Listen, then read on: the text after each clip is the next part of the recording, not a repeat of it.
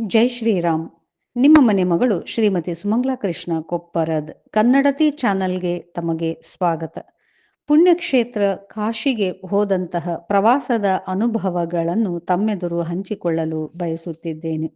ಹಂತ ಹಂತವಾಗಿ ನೆನಪಿನ ಮಧುರ ಕ್ಷಣಗಳ ಒಂದು ಪಯಣದ ಹಾದಿಯೇ ಈ ಪ್ರವಾಸದ ಅನುಭವ ಮಾಲಿಕೆ. ಪ್ರತಿಯೊಬ್ಬ ಹಿಂದುವಿನ ಕನಸು ಜೀವನ್ಮರಣದ ಈ ಯಾತ್ರೆಯಲ್ಲಿ ಪುಣ್ಯಕ್ಷೇತ್ರಗಳ ದರ್ಶನ ಮಾಡಬೇಕು ಎನ್ನುವುದು. ಜೀವನ ನಶ್ವರ ಎಂಬ ಅರಿವು ಮೂಡುತ್ತಿದ್ದಂತೆಯೇ ಪ್ರತಿಯೊಬ್ಬರೂ ಇರುವಷ್ಟು ಕಾಲ ಧಾರ್ಮಿಕ ಪುಣ್ಯಕ್ಷೇತ್ರಗಳಿಗೆ ಭೇಟಿ ನೀಡಿ ಜೀವನದ ತಮ್ಮ ಕೊನೆ ಘಳಿಗೆಯನ್ನು ಸಾರ್ಥಕ ಮಾಡಿಕೊಳ್ಳೋಣ ಎನ್ನುವುದು ಅಭಿಲಾಷೆ ಕೂಡ. ಅದಕ್ಕಾಗಿ ಸಾಕಷ್ಟು ಯಾತ್ರಾರ್ಥಿಗಳು ತೀರ್ಥಕ್ಷೇತ್ರಗಳ ದರ್ಶನಕ್ಕೆಂದೇ ತಮ್ಮ ದುಡಿಮೆಯ ಒಂದು ಭಾಗವನ್ನು ಕೂಡಿಡುತ್ತಾ ಬರುತ್ತಾರೆ. ಅಂತಹ ಪುಣ್ಯಕ್ಷೇತ್ರಗಳ ದರ್ಶನಕ್ಕಾಗಿ ಹೋಗುವ ನಿರ್ಧಾರ ಮಾಡಿದ ನಾವು ಆಯ್ಕೆ ಮಾಡಿಕೊಂಡಂತಹ ಪುಣ್ಯಕ್ಷೇತ್ರ ಕಾಶಿ ಅಥವಾ ಬನಾರಸ್. ಕುಲದೇವರ ಕೃಪಾಶೀರ್ವಾದ, ಮಾತಾಪಿತೃಗಳ ಮತ್ತು ಹಿರಿಯರ ಶುಭ ಆಶೀರ್ವಾದದೊಂದಿಗೆ ನಾವು ಸಹ ಪುಣ್ಯಕ್ಷೇತ್ರ ಪವಿತ್ರ ಕಾಶಿಗೆ ಹೋಗುವುದೆಂದು ನಿರ್ಧರಿಸಿದೆವು.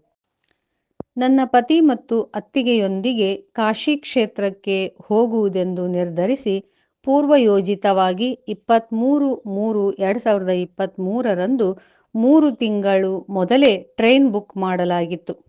ಕರ್ನಾಟಕ, ಆಂಧ್ರ ಪ್ರದೇಶ, ಒಡಿಶಾ, ಮಧ್ಯಪ್ರದೇಶ ಮತ್ತು ಉತ್ತರ ಪ್ರದೇಶದ ಮಾರ್ಗವಾಗಿ ಕಾಶಿ ನಗರಕ್ಕೆ ಹೋಗುವುದೆಂದು ನಿಗದಿತವಾಗಿತ್ತು. ದಿನಾಂಕ 28/6/2023 ಕೊಪ್ಪಳದಿಂದ ನಮ್ಮ ಪ್ರಯಾಣ ಸಿಕಂದ್ರಾಬಾದ್ಗೆ ಸಾಯಂಕಾಲ 7 ಗಂಟೆಗೆ ಬೆಳಗಾವಿ ಸಿಕಂದ್ರಾಬಾದ್ ಎಕ್ಸ್ಪ್ರೆಸ್ ರೈಲಿನಲ್ಲಿ ಸಾಗಿತ್ತು. ಮಾರನೆಯ ದಿನ 29/6/2023 ಬೆಳಗ್ಗೆ 7 ಗಂಟೆಗೆ ಸಿಕಂದ್ರಾಬಾದ್ ತಲುಪಿದೆವು. ಸಿಕಂದ್ರಾಬಾದ್ನಿಂದ ವಾರಣಾಸಿಗೆ ಮತ್ತೊಂದು ಟ್ರೈನ್ ಬುಕ್ ಆಗಿತ್ತು. Varanasi Danapur super fast express bogie 5ರಲ್ಲಿ ಸೀಟ್ ನಂಬರ್ 35, 37 ಮತ್ತು 38 ಎಂದು ನಿಗದಿತವಾಗಿತ್ತು. ಟ್ರೈನ್ ಹೊರಡುವ ಸಮಯ 9:25ಕ್ಕೆ ಇದ್ದಿದ್ದರಿಂದ ಸ್ಟೇಷನ್ನಿನಲ್ಲಿಯೇ ಇದ್ದ ಗೆಸ್ಟ್ ರೂಮ್ನಲ್ಲಿ ಫ್ರೆಶ್ ಅಪ್ ಆಗಿ ನಂತರ ಅಲ್ಲಿಯೇ ಟಿಫನ್ ಮಾಡಿ ಹೊರಡಲು ಸಿದ್ಧರಾದೆವು. ಆದರೆ ಆ ದಿನ 1 ಗಂಟೆಯ ಕಾಲ ಟ್ರೈನ್ ತಡವಾಗಿ ಬರುವುದೆಂಬ ಸೂಚನೆ ದೊರೆಯಿತು. ಅನಿವಾರ್ಯವಾಗಿ ಸ್ಟೇಷನ್ನಿನಲ್ಲಿ ಕಾಯುತ್ತಾ ಕುಳಿತೆವು. ಸಿಕಂದ್ರಾಬಾದ್ ರೈಲ್ವೆ ಸ್ಟೇಷನ್ನಿನ ಆ ದಿನ ಅತ್ಯಂತ ಜನಭರಿತ ನಿಲ್ದಾಣವಾಗಿತ್ತು. ನೀರಿನ ಬಾಟಲ್ನಿಂದ ಹಿಡಿದು ಎಲ್ಲ ತಿನಿಸುಗಳ ಅಂಗಡಿಗಳು, ಹೋಟೆಲ್ಗಳು, ಸ್ಟೇಷನರಿ, ಚಹಾ, ಕಾಫಿ ಸ್ಟಾಲ್ಗಳು ನಿಲ್ದಾಣದುದ್ದಕ್ಕೂ ಗೋಚರಿಸಿದರೆ ವಿಭಿನ್ನ ರಾಜ್ಯದ ಜನರು ಒಂದು ಸ್ಥಳದಿಂದ ಮತ್ತೊಂದು ಸ್ಥಳಕ್ಕೆ ಪ್ರಯಾಣಿಸುವವರ ಆತುರತೆ, ಗಲಿಬಿಲಿ, ಲಗೇಜುಗಳ ಸಾಗಾಟ, ಟ್ರೈನ್ ಹತ್ತುವವರ ಇಳಿಯುವವರ ನೂಕಾಟ, ಮಕ್ಕಳ ಸಂಭ್ರಮದ ಓಡಾಟ, ಭಿಕ್ಷುಕರ ಅಲೆದಾಟ, ಟ್ರೈನ್ ಬರುವ ಹೋಗುವ ಸೂಚನೆಯ ಧ್ವನಿವರ್ಧಕ, ವಯೋವೃದ್ಧರ ಪರದಾಟ, 3ರಿಂದ 4 ಭಾಷೆಗಳಲ್ಲಿ ನಿಮ್ಮ ಲಗೇಜುಗಳಿಗೆ ನೀವೇ ಜವಾಬ್ದಾರರು ಎನ್ನುವ ಧ್ವನಿವರ್ಧಕ ಇವೆಲ್ಲವೂ ಒಂದು ರೀತಿಯ ವಿಭಿನ್ನ ಜಗತ್ತಿಗೆ ಬಂದಂತಿತ್ತು. ಅಷ್ಟರಲ್ಲಿ ಟ್ರೈನ್ ಬಂದಿತು. 10:30ಕ್ಕೆ ನಮ್ಮ ಪ್ರಯಾಣ ಸಾಗಿತ್ತು. ಸಿಕಂದ್ರಾಬಾದ್ನಿಂದ ವಾರಣಾಸಿಗೆ 1611 ಕಿಲೋಮೀಟರ್ ರೈಲು ಮಾರ್ಗದ ಅಂತರವಿತ್ತು.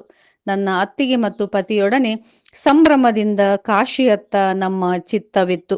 ಇಡೀ ದಿನ ಪ್ರತಿಯೊಂದು ಸ್ಟೇಷನ್ನಲ್ಲಿ ಬರುವಂತಹ ವ್ಯಾಪಾರಿಗಳ, ತಿಂಡಿ ತಿನಿಸುಗಳ, ಜನರ ಓಡಾಟ ಇವುಗಳನ್ನೆಲ್ಲ ನೋಡ್ತಾ ಚಹಾ ಕಾಫಿ ಕುಡಿತ ವಿಭಿನ್ನ ಬಗೆಯ ಕುರುಕುಲು ತಿನಿಸುಗಳ ಸವಿಯುತ್ತ ನಮ್ಮ ಪ್ರಯಾಣ ಸಾಗಿತ್ತು.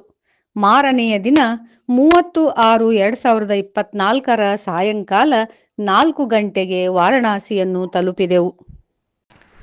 ಬಹುದಿನಗಳ ನಂತರ ಕಾಶಿ ಪುಣ್ಯಕ್ಷೇತ್ರವನ್ನು ನೋಡಬೇಕೆಂಬ ನಮ್ಮ ಕನಸು ನನಸಾಗಿತ್ತು. ಪುಣ್ಯಕ್ಷೇತ್ರ ವಾರಣಾಸಿಯಲ್ಲಿ ನಾವಿದ್ದೆವು.